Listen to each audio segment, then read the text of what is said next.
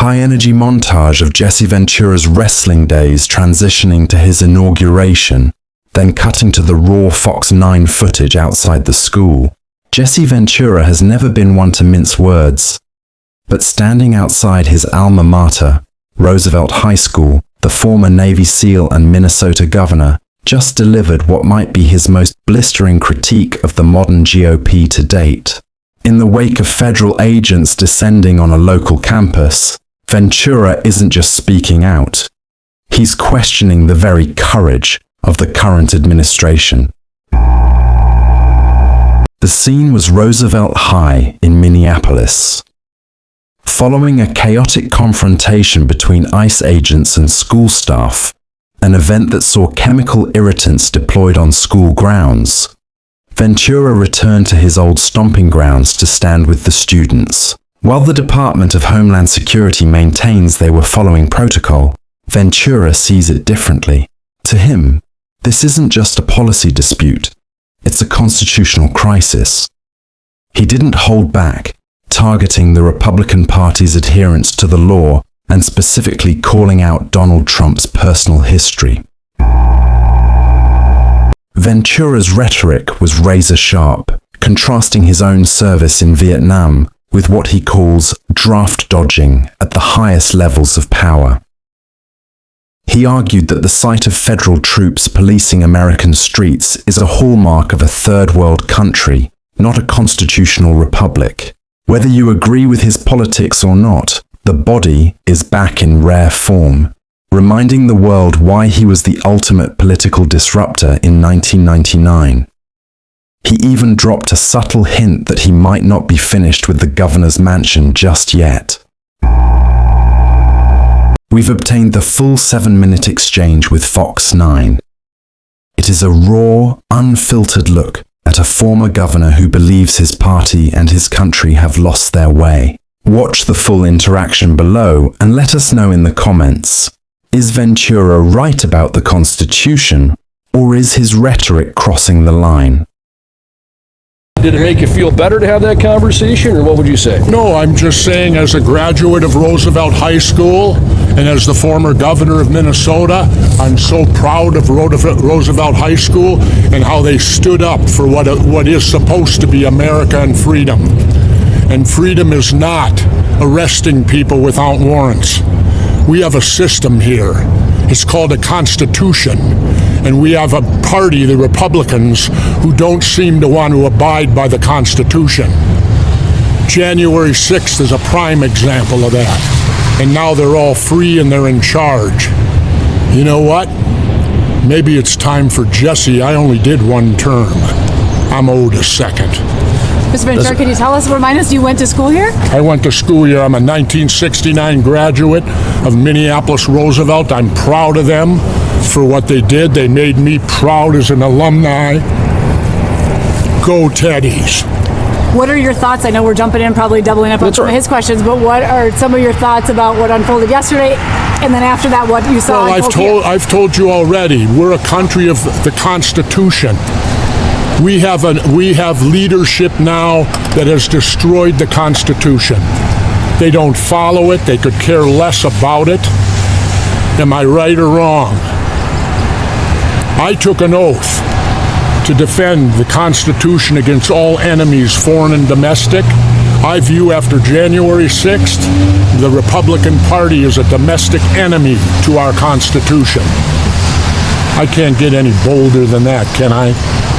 And you obviously saw the video that the students shot outside here, and that obviously elicited a lot of emotions for you. Just watching What do you mean that, the student shot? there were some students that shot the video of the chaos here yesterday. It was No, I nice. didn't even see it. Oh, you didn't see it? Okay, I thought I you didn't did. see it. Okay. Okay. The only thing I've seen is the murder.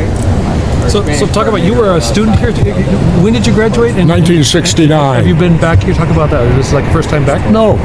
Came back to homecoming 2 years ago. No.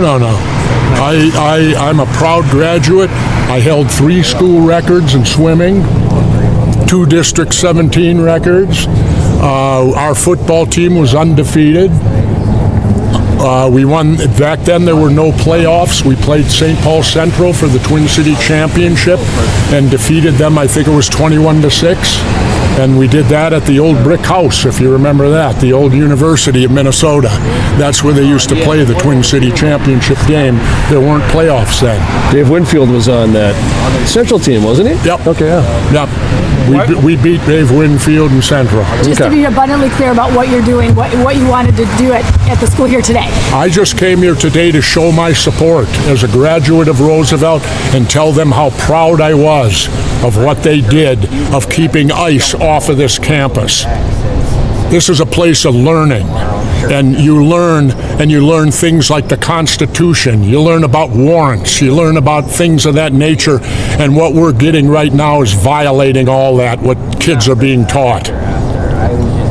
You want to know something? I'll give you a quote. We're a third world country now. You want to know why? I'm an expert. I've been to them. I spent 17 months in Southeast Asia while the draft dodger was playing golf, right? You know how I know we're a third world country? Because in third world countries, they have the military doing their police work in the cities when you walk around. I was in the Philippines the day Ferdinand Marcos declared martial law and went under dictatorship. We went from nobody to a guy with a machine gun on every corner. That's what happens in a dictatorship. In comes the military. That's what's happening here. And people better wake up to it. You want to read something? Then read your history of Germany and start comparing the tactics of what happened in 1930s Germany to what's happening here. The person I actually got hit. Read history. You learn from history. And this is nothing new. This is all repeated. This is a game plan, it looks like to me, you know, of what's going on here. How dare Minnesota, we'll take care of ourselves. We don't need federal troops coming in here without warrants. Some people have said this undermines local law enforcement. It undermines the entire Constitution. The military cannot be turned loose unless it's a national emergency. They're going to tell me this is a national emergency? Message for Trump and or message for Governor Walz? Who was that? You mean the draft-dodging coward? I don't call him by name. He's the draft-dodging coward who, when it was his time to serve his country, he did what all rich white boys did. I wasn't a rich white boy. I grew up in South Minneapolis. Most of me and all my friends are Vietnam veterans. We had to go. But the rich white boys never had to go, did they? And he didn't have to go, did he? And yet he's going to tell me what courage is? Are you supporting Governor Walz and Mayor Frey the way they've been outspoken towards? Absolutely. Good for them and good for these people that stood up. They're teaching their students something, that we are a country, that we have to be a country of law and a country of the Constitution. They're all forgetting about the Constitution of the United States of America. We don't even have it anymore. After January 6th, are you kidding me? And then they all get turned loose, and now they're in charge? I gave up on this country when this guy got... I haven't even watched the news since last November. I stumbled onto this, and now look what you've done to me. Well, thank you for stopping. I appreciate it. Here I was leading a nice, quiet life, and now you've injected me back in here, and probably going to make me the governor of Minnesota again. And you seem fired up and motivated. Because somebody needs to clean up what the Democrats and Republicans constantly wreck. And you notice I lump them together. You know, I should use my old name for them, the Democrips and the Republicans, which my apologies to the Crips and Bloods for using their name in that way. And Governor, would you like to say anything about yesterday, what happened, the tragic situation? Any time you have the loss of life that needlessly happens, that's tragedy. And what occurred yesterday did not have to happen. There is no way. I've seen the tape of it, and who is this, the governor of South Dakota? Has she ever met a person of color? Do they have any in South Dakota? Good. Thank you for stopping. Appreciate it. Jesse Ventura Unleashed. A rare political comeback? That was a rare, unfiltered look at Jesse Ventura. Whether he's taking aim at the GOP platform or critiquing the Democratic establishment, Ventura remains one of the most unpredictable voices in American politics. While the former governor has largely stepped away from the 24-hour news cycle, this specific moment clearly struck a nerve. It raises the ultimate question: is Ventura finding his political fire again? Though he currently claims to be out of the game, energy like this always sparks rumors of a potential return to the governor's mansion. What's your take? Does the body still have what it takes to disrupt the current landscape? Or is he better off as a vocal outsider? Subscribe to Insights Brief for more deep dives into these pivotal political moments. Drop a comment below.